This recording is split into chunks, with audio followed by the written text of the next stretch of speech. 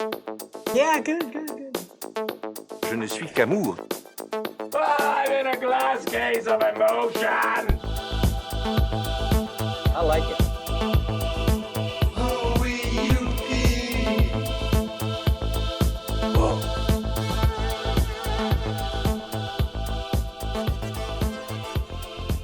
Salut à tous et bienvenue dans ce podcast intitulé The Watchmen.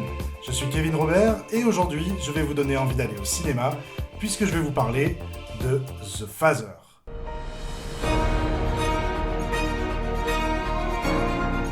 Who are you, exactly?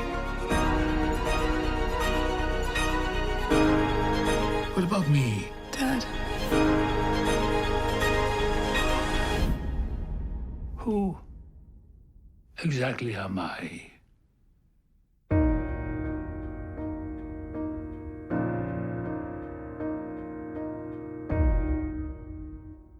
The Father, donc premier film de l'auteur français Florian Zeller, qui fait ses premiers pas au cinéma en adaptant sa propre pièce de théâtre et qui a la chance de réunir deux immenses acteurs, à savoir Anthony Hopkins et Olivia Colman. Ce film a reçu 2 Oscars, celui de la meilleure adaptation et celui du meilleur acteur pour Hopkins. Il y partage le même prénom que son personnage, Anthony, et incarne un homme âgé, facétieux, assez charmeur, sauf avec sa fille, Anne, qu'il ne cesse de rabaisser. Alors d'un drame familial presque classique, on embarque petit à petit vers autre chose, car oui, très habilement, le metteur en scène change un élément de décor, un objet qui n'est plus à sa place, ou une personne qui ne porte plus le même prénom. Progressivement, on passe du drame au thriller paranoïaque, et nous, spectateurs, on s'amuse à jouer au jeu des 7 différences, à repérer les évolutions dans le décor. On se raccroche à ces éléments de scénario tangibles, tels qu'une montre, un poulet ou un tableau. Vous verrez tout ça quand vous irez voir le film. Et on remet en cause la moindre ligne de dialogue des personnages qui entourent Anthony. Alors, la plus grande réussite de ce film, eh bien, c'est de nous mettre à la place d'un octogénaire qui devient sénile et qui n'arrive plus à se raccrocher au réel. Il vit dans un véritable cauchemar et par conséquent, nous aussi. C'est un film volontairement trompeur, parfois anxiogène, qui retranscrit parfaitement cette confusion mentale.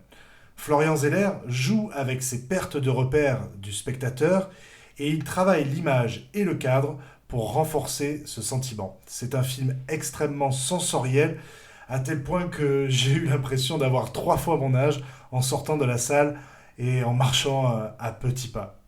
Alors, il a eu beaucoup de résonance dans les médias, et à juste titre, car The Father est un très grand film qui a la politesse de ne jamais citer le sujet qu'il traite.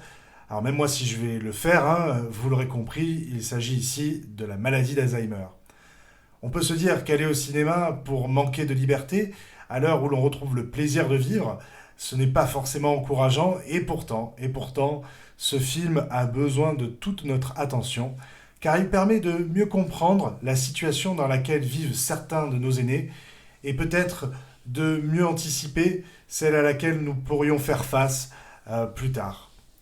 C'est à ce moment-là qu'on se dit qu'il serait bien d'appeler nos parents ou nos grands-parents, de leur rendre visite, ou de leur dire très simplement qu'on les aime. Tout comme moi, j'aime ce film et je vous encourage vivement à aller dans les salles avant de l'oublier. En tout cas, je vous remercie de m'avoir écouté. Je vous retrouve très vite pour de nouvelles recommandations cinéphiles. En attendant, allez voir des films en salle au cinéma. Salut! C'était fabuleux. On va rentrer. C'est payé, on va rentrer. Go home. It's all over. Thanks.